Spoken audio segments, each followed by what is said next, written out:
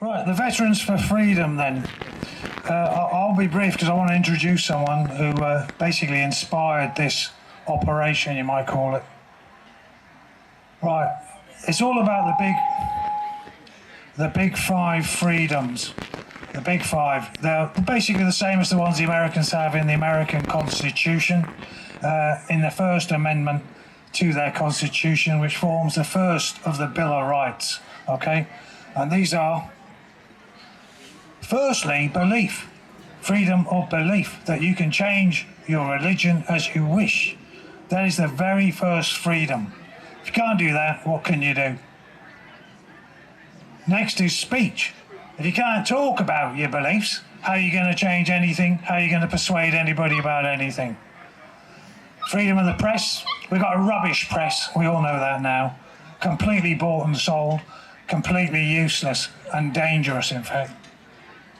And freedom of assembly. They're the first four pretty standard ones from that,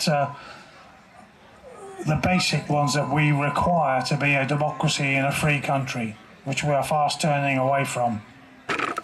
And finally, freedom to petition your government. That was the last of the big five. But the way we see it happening is through referendums, through the direct democracy I spoke about yesterday. But if we don't even have freedom of belief, we're nowhere, aren't we? We can't even get the first one right. So I've got a friend here today who I met a few years back, Nissar Hussain. This is him in hospital after he'd been attacked outside his home in Bradford and almost beaten to death with a pick-helve, courtesy of leaving Islam. Okay, so I saw a video of him. He was talking to Tommy Robinson, and I tracked him down from that, and we met up in 2017.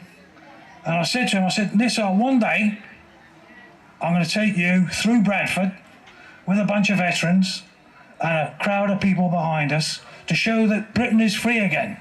Okay, because this man, born and bred in this country, stood up for British values, and he decided to become a Christian. Now, is that a crime? Is that a crime? No. Would it be a crime in Islam to leave Islam? Yeah, right it is. There it is. It tells you all about it. Probably the greatest manual on Islam that you can find. Reliance of the Traveller. Tells you all their laws. Okay, from the Shafi school of law. There are 4 Sunni schools of law and 4 in Shia. I'm not going to enumerate them all because we haven't got time. But they all demand death for those who leave Islam. Every single one of these people in these Sharia councils, that's what they really believe. So once they get their little patches in this country, they'll be after him. They'll be after people like him. And they're hiding around all around the country. But fortunately, Nissar came down with my invite today to tell you a bit about his story. Okay? And it's in fact a genocidal law code. They're all genocidal.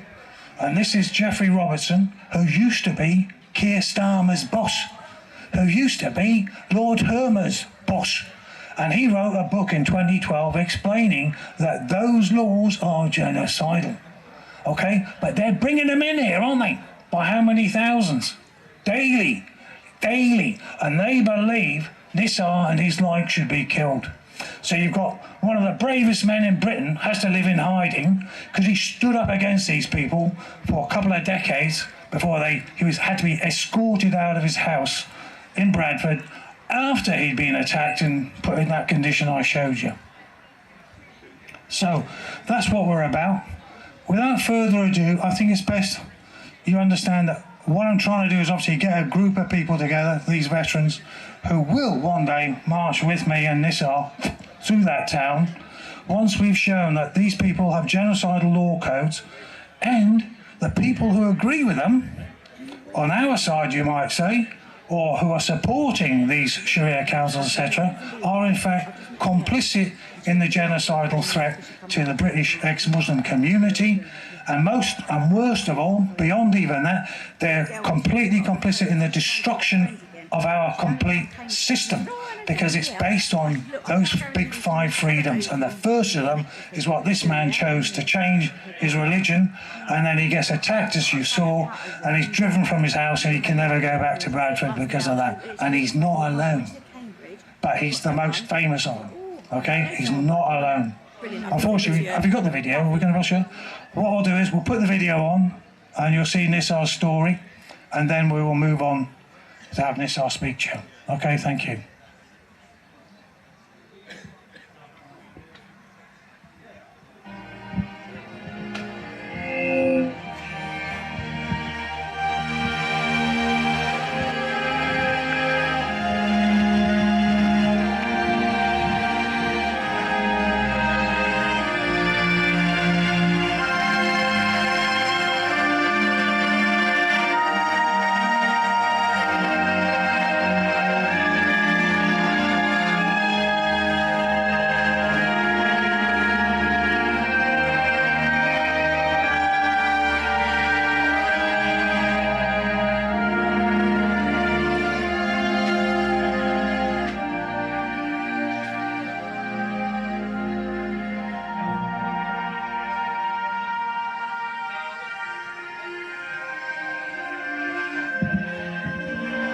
These are all headlines showing Nissar's story from 2005 and the continuous harassment of the apostate.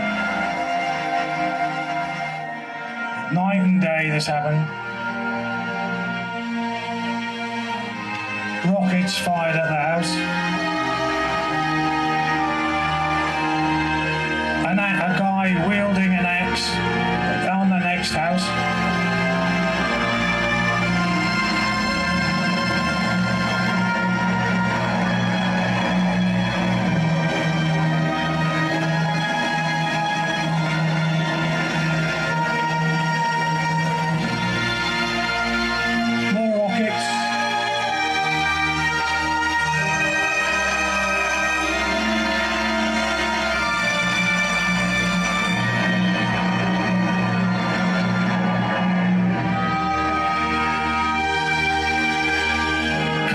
Constantly damaged.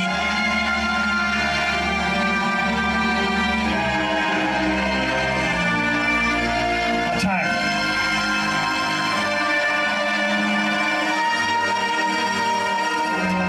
Past 11 this morning, police cars arrive in convoy on an unremarkable street in the Manningham area of Bradford. The second vehicle is Nissar Hussain's. Well, the armed police have just emerged from Nissar Hussain's house. We understand ostensibly they've checked whether it's safe for him and his family to go back in. These are extraordinary scenes on a suburban street in broad daylight in Bradford.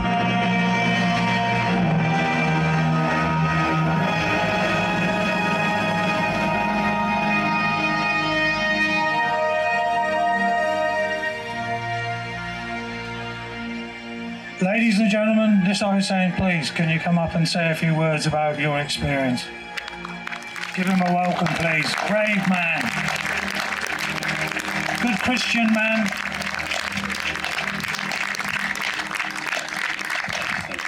Thanks, Mark. Hello, good afternoon. Had a bit more hair there, Mark. Maybe the rain might do me some good. It's really a great pleasure to be with you all, and thank you for the Major, my good friend Neil, and I've known him since 2017, as he expressed. I have to really say with a heavy heart, born and raised in this country, so I hail from Kashmiri parents. So since the time of partition, India split. So Kashmir is in 2 halves. So the half that I hail from my parents' heritage, is under Pakistani lines. But anyway, little did I know about Kashmir growing up in the city of Birmingham, and we just saw ourselves British as siblings. We spoke 99% of the time in English, and then the odd 1% of the parents said anything to you in the lingo you got to sort of learn and speak back. We took on Britishness. There's no doubt about it. We knew our parents had come from somewhere yonder we couldn't quite fathom, but anyway. And so, you know, life was good. Life was good, and we took on Britishness and we went on. So if I fast forward to 1996, I'm now living in Bradford. I got married, we'd settled. I was working in nursing in the main hospital there. And so I had a conversion experience to Christianity. And I have to confess that nothing, absolutely nothing, has prepared myself, my wife, obviously the children have also suffered quite a lot of trauma. And I really can identify with Chris was speaking earlier. So, and Mark, if I might digress, he thought or assumed I was military because I was with Neil. We got acquainted. In actual fact, I have been on the front line for the best part of 20 years over 2 addresses, dealing with every kind of scenario possible: car torchings, car rammings, drive-by brickings, you know, leaving my home, hordes of them outside, you know, groups of them following me down the road with baby in hand, going to church, coming out of church, cars have been written off. They torched the house next door to me in the hopes that my house would be torched. So we've gone through every conceivable terror. So what they've done, the Pakistani community, and I don't stand here to, you know, label them all as sinister or bad, but as you appreciate, my family are all, you know, Pakistani Muslim. But what I can say is that good Muslims, bad ideology. And back to my point about, never in my wildest dreams could I have ever imagined having to suffer apostasy at the, you know, these people that feel we should be killed. And in actual fact, it's something which I've had to learn as we've gone along as a family. And didn't even know nothing about the hadith. You going back in the day, growing up after school, pushed to go to mosque, which I resented, but learning the Arabic scriptures and such like, and getting kicked and beat for your troubles. But look, we're not taught the hadith, and it's only through our troubles did it come as a huge shock to me when I realized that it mandates the death of those who live Islam. And the fundamental question that to this day I keep asking myself, how has this been allowed to happen against myself and those like me in this country, in a country which has taken religious freedoms, fought for freedoms, abolished slavery and such like, been instrumental in the freedoms of humanity in the 4 corners of the world, but yet we have been almost annihilated, actually. And yet police have turned a blind eye, and a willful blind eye. Church leaders, including Justine Welby, who's turning back on me in a chance encounter. Please make no bones that to me these are political beasts, you know, dressed up in clergy attire. 4 bishops of Bradford turned their backs on us on the altar of Muslim friendship, dialogue. You know, these things have their place, and that's all good and well. But ultimately, it is a failure of the state. And what's kept us going is our utter sense of duty to this country and what it's afforded me. There were times we were in utter despair. We've gone through clinical depression as a family. We wanted to curl up and die. This has gone on for not only weeks and months, but years. And there was no one. We turned every which way, and even in the Christian community, they failed me. So it culminated in a brutal attack on me getting in my car.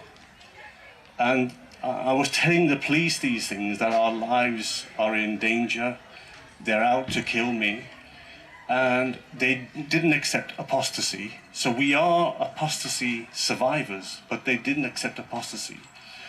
It's not in the Quran, but it's quoted in the Hadith. Sahih al-Bahari, chapter 9, verse 5, where Muhammad is quoted. This is the founder of Islam. Anybody leaves this religion, kill them. But yet, the police, for fear of being labelled racist and Islamophobic, over the numerous years, we've come to understand these things, that they played Russian roulette with our lives. Bearing in mind, I have 4 daughters, an older boy and a younger boy. There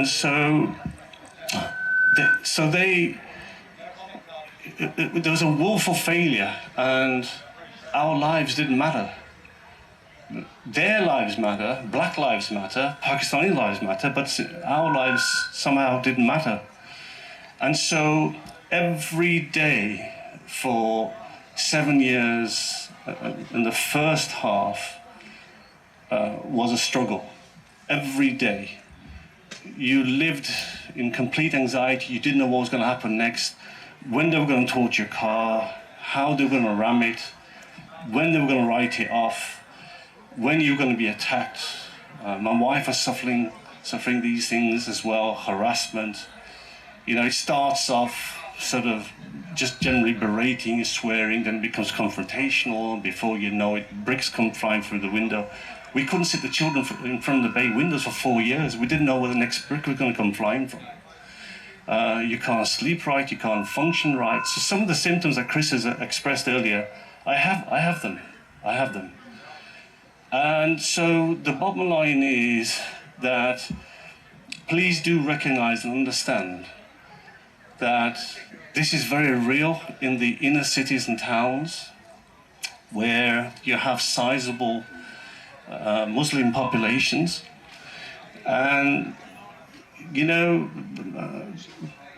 have no support. And so the government are in complete denial. So we had the appalling George Galloway, who was my MP. And if looks could kill, I'd be a dead man. He himself is a convert to Islam. You probably might not know this, but he has obviously a Middle Eastern Muslim wife, and you have to convert to marry a Muslim, fellow Muslim. Okay? There is no tolerance, there is no acceptance, there is no middle ground. And again, the fundamental question is, how has this been allowed to manifest itself in this country? And so, further to the attack, if I may bring you up to speed, so I was kneecapped, and I done my best to stop my head from being bludgeoned in, suffered a broken hand, spent 11 days in hospital. The Christian community, nobody phoned, nobody knocked the door to see how my wife was, how my kids were. And so that's how it is. It's fear, this word fear. And actually, so it took me several months to get back on my feet, and then a year to the day after my attack, in November 2016, you saw the armed police. They came in a SWAT-style operation to the home, and I do believe it was orchestrated. Yes, there were genuine fears, and alarm bells should have been ringing years ago, but the bottom line is that I believe, was orchestrated to get me out of my home. And so, again, there was a genuine fear of life, and had been for numerous years, but which they never took a blind bear notice. And so, on that particular day, when 10 armed police, 5 through the front door and 5 through the back door, came crashing in, armed to the teeth, I refused to go with them because of this. I have a complete mistrust of the police, and as a result of which, I refused to tell them where I was going. They wanted me to come with them to a safe house. I said, no, I think you've done enough. And the sergeant took offence, and he said, we're here to protect you. And he said, I don't know why it's come to this. I do agree it should never come to this, but we're here to protect you. And I said, thank you very much, but no thank you. So they escorted me out 30 miles along the motorway, and we've been out of Bradford ever since. And when the police of the new location found out concerning us, so they offered us police protection. So I have police protection. For what? Converting to Christianity? So there is something very fundamentally wrong in this day and age. It is a failure of the state. So thank you so much. Thank you, Neil. Thank you, Mark, and all the best to you. Thank you.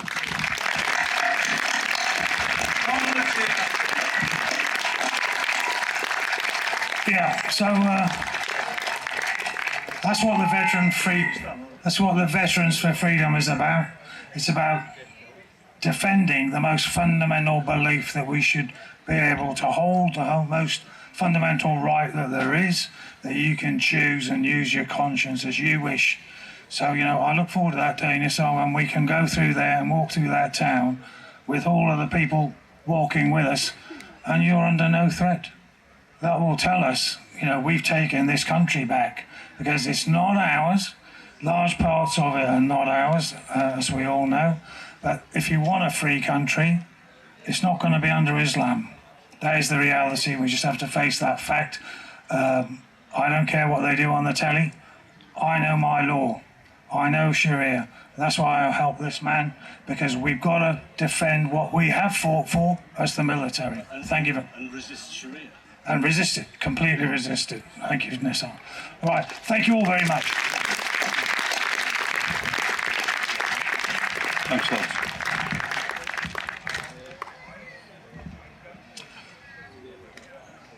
I don't know what you think, but I found that quite shocking.